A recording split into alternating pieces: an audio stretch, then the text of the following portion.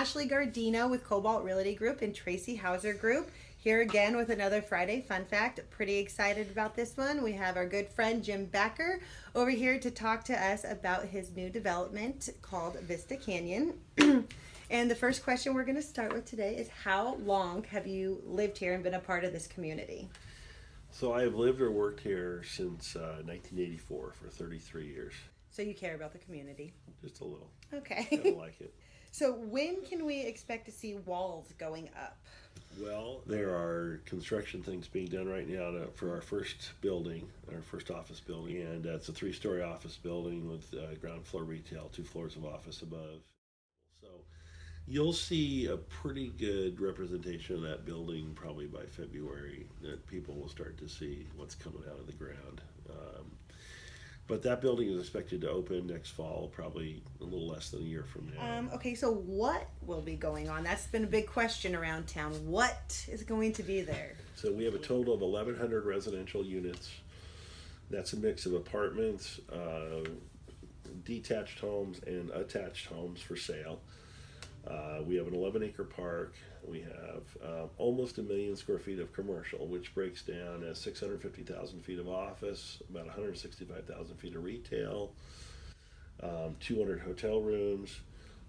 The retail does include a theater, we think, at this point. Any idea on how many restaurants, what type of restaurants, any of that? Yeah, so our main street, which is for people who live out here and know this area, is very similar to Town Center Drive in Valencia. So from the McBean portion to the mall is about the distance of our main street, which will start at the river and go to the train station. And we expect to have a mix of restaurants, a mix of activities. We call it this term experiential retail, so people want to go to do things with other people. Okay, and what are you most excited about with this project? I think what I'm most excited about is that we are trying to make real sustainability come to life. We kind of have sustainability the way we define it. So if you can have a job and live close to your job and shop close to your job and be entertained close to your job, that's kind of sustainability in one place. Now, we realize that, the water plant, we create more water than we need on an annual basis. So we're zero net supply on water. We're trying to do the same thing on electrical. We're not there yet, but we're trying. So if we can become zero net on electrical because of solar and the other things that we put in place, I'm not sure you'll see a project in the U.S. that can do that. Okay, so the dreaded question, traffic. What are we doing about the traffic on Lost Canyon? Yeah, well, we've had pretty extensive traffic studies, as you can imagine. We analyzed 23 different intersections. One of the key features of our community when we got approved was how were you going to access this site. So we have 4 ways in and out of the project, so we're not trying to put too much emphasis on any of those. The Lost Canyon, Sand Canyon intersection, which got a lot of analysis of its own by our project, other projects. The city decided they wanted a roundabout there, and we think that'll be a great solution to Lost Canyon and Sand Canyon. We're doing everything we can to alleviate traffic. The other thing is that, I think people got to remember, when we got a bus transfer station and a transit, train station on our site. So a fun little bonus question is, how are you preserving the historical part of this area? Because I know there's a lot of history here.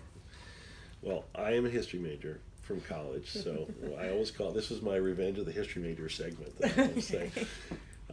But this site is really special to me in the history of the Santa Cruz Valley. When we looked at things, how do we preserve the history? So the building that is going to be, we call it the River House now, or something along those lines. It's going to be the main rec building for the park. The whole foyer is going to be a history of the area and the river and the Mitchells and all that. Our streets have a lot of history to them. So Mitchell is going to be the longest street in this project. It's going to go from basically the park all the way west until it connects to Cooper. And so that's the longest.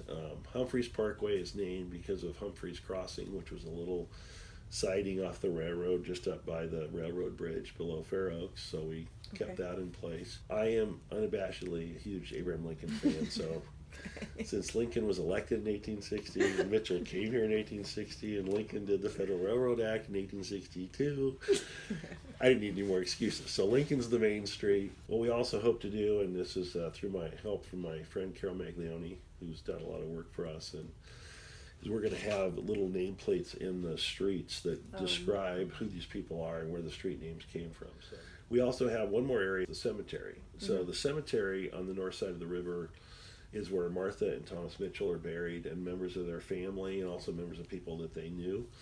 It's a bit dilapidated. We are going to renovate it. We also have a tombstone naming all of the people that has been made and purchased by members of the Mitchell family. So Mitchell Hill will be another public area on the project. I'm hesitant to call it a park. I mean, there'll be more walking trails, and then we'll have the preserved cemetery.